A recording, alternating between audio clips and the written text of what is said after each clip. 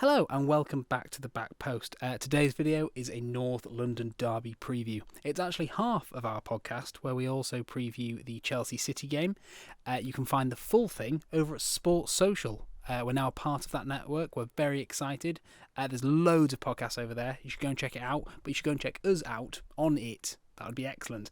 And subscribe here. Do all the things that help us. And, we'll engage with you and try and make the content you like. But that's enough from me, and on with the video. Cheers. So moving on to Sunday's game, 4:30.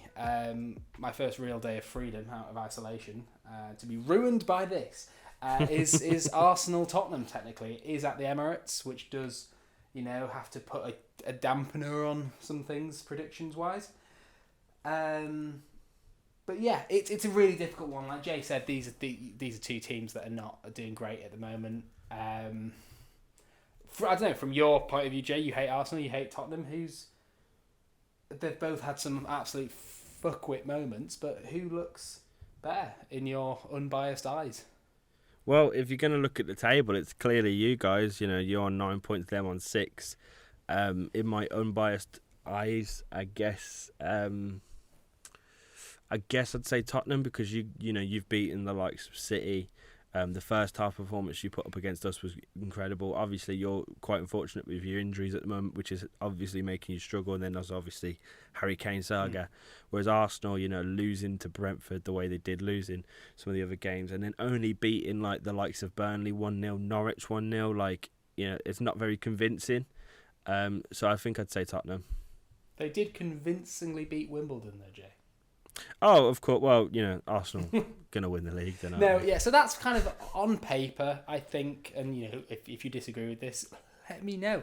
But on paper, I do think Tottenham have, in some ways, by far the stronger team. Like, when you look at players like, I know Lloris divides opinion, but Leno has been a bit chaotic as of late. And look, for me, Lloris is there. They bought Ben White. We bought Serie A Defender of the Year, Romero. Even when it comes to, look at their number 7 and their number 10. Saka's going to be great. I like Saka. Hopefully Juve buy him. But theirs is Saka and Smith Rowe. Ours is Son and Harry Kane. Aubameyang seems to have dropped off a cliff over the last few years. All of this stuff can come back to bite me. But I think if you're a manager and you want to just, there's no crest attached to these players, I do think Tottenham's squad does come out on top. Maybe. Yeah, no, that will definitely. When you look at individuals, absolutely, yeah. You've still got 2 world-class players up front. You've got a World Cup winner in there. Your defence is a bit ropey, but so is theirs. So yeah. Well, you say that, but the thing that I'm confident with about Tottenham at the moment, and even though we've just had 2 3-0 losses on the bounce. Here's, I think, the crucial difference. Arsenal, they've kind of got their first team, haven't they? They bought Tomiyasu. He's straight into that squad. Tierney is probably one of their best players. They want to play White every game. They want to bring in Saka and Smith Rowe because they gave him the 7-10. And I think you see the same Arsenal squad, maybe with interchanging Lacazette and Aubameyang.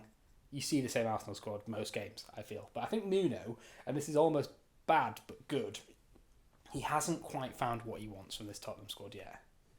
Which gives me a little bit of hope. Emerson Royale, he's literally come in and been on the losing side of 2-3-0s. And that sounds really bad, but it is more complex than that. He looks like a really solid player. Reguilon seems to have found his form a little bit from like the chaos he was feeling last season. We need to work out if, for me, we'll get into the lineup then. We'll just go for that. So for me, it is Lloris, it is Royale and Reguilon. They just need to keep their place, and they just need to make those left back and right back positions their own. If not for the only reason that the backups are Dirty and Davies. For this particular game, I think we'll go back to Sanchez and Dyer, although I want Romero and Sanchez. I think we should just again stick with that. Just let them grow. They're both good. They're both, Sanchez, it seems to be getting over that really ropey period he had. But why not Romero over Dyer? Because is Romero just still adapting, or? No, I said Romero. I said Romero and Sanchez over Dyer. Yeah, no. So, but like, why do you think Nuno won't do? Sorry.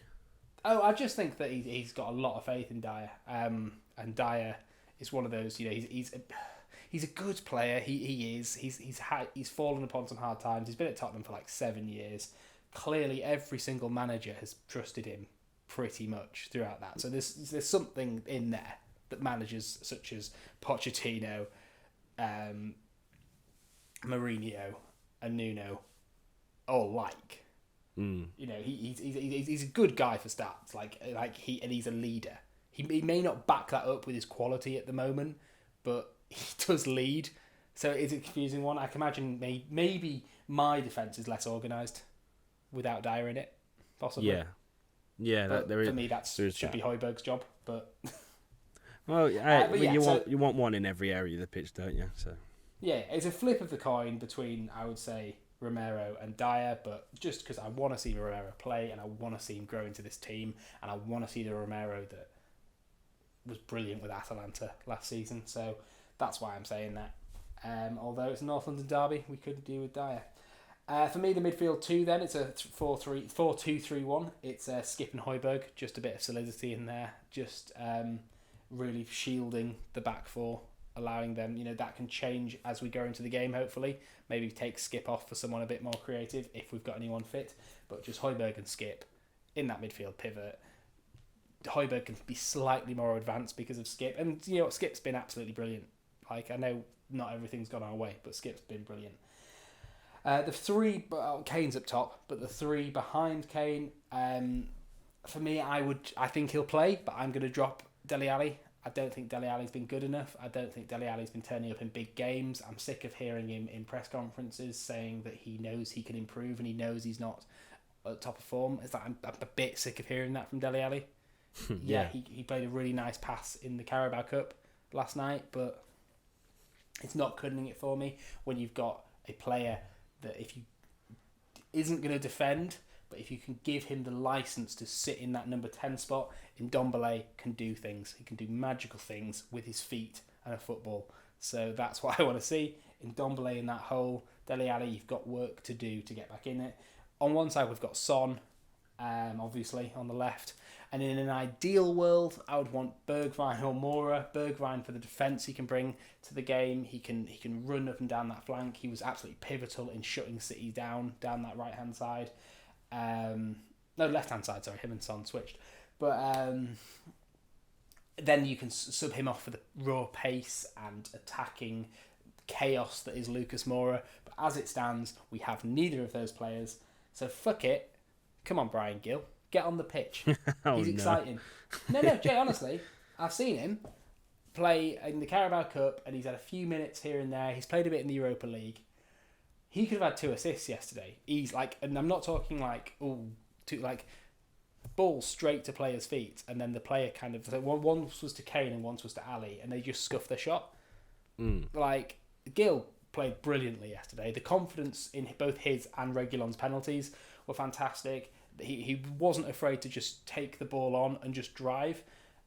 And that's what Dele Alli isn't doing. So fuck it. Why not put a player that when he gets on the ball will run at the opposition? Yeah, that's such an important thing. That's what makes Grealish so good. You know what I mean? Obviously, I'm not comparing them, but that's the quality he has. You know what? I think the difference is between you and Arsenal right now. I think you're at a start. Brian Gill, full stop. Now, you're at the start of, maybe an exciting and interesting period where you've got a new manager, you've got a bunch of new players, you're still trying to get out some of the older ones, and it's something's happening that you don't know what's going to happen. Arsenal are with Arteta, who have been trusting the process now for quite a bit too long, and it's still not working. So things feel still stale there. And there's still a lot of problems there. Whereas I think Tottenham, although the results are being a bit ropey, and obviously question marks come with that, you're on in a different period and it's a more exciting period. So I think that's the difference between the two, is they're stale and shit. You're exciting and shit. I'd be very, very cautious to use the word beginning or fresh or start with Tottenham. I think that's very, very hopeful. There's a lot of things at Tottenham that have been run into the ground. Questions how many players we, never sold at the peak of their value and reinvested. Yeah.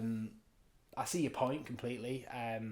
Tottenham fans, there are a few of us out there that are angry and bitter, but on the whole, we don't have that Arsenal mentality of just hating your own football club.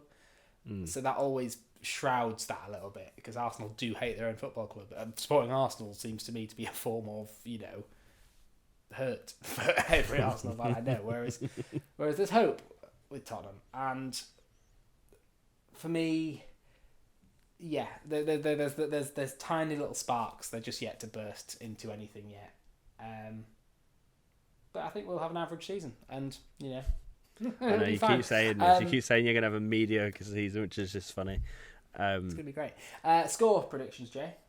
For me, oh god, yeah, I think Tottenham are gonna win. I do. I think you've got just enough. I think this could be the perfect time for Harry Kane to be like, "Don't worry, lads, I got this." Because even though I've been shit recently, not shit's probably the wrong word, but you know what I mean.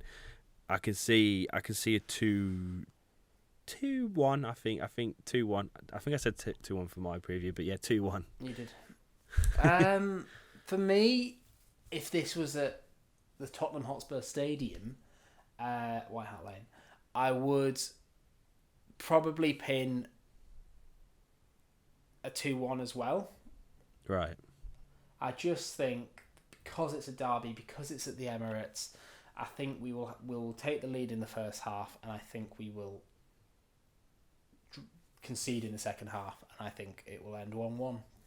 But that's my negative approach to this game. I do not... Oh, God, I'm going to touch some wood here. I do not think we'll lose it.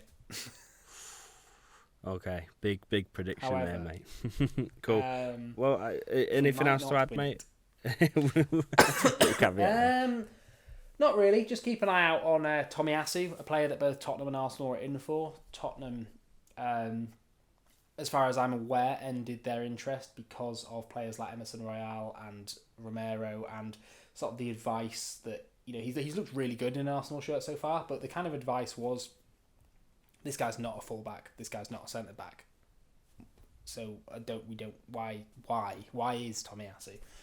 And then Tottenham kind of went, oh God, that doesn't sound ideal. And Arsenal went, we'll have him.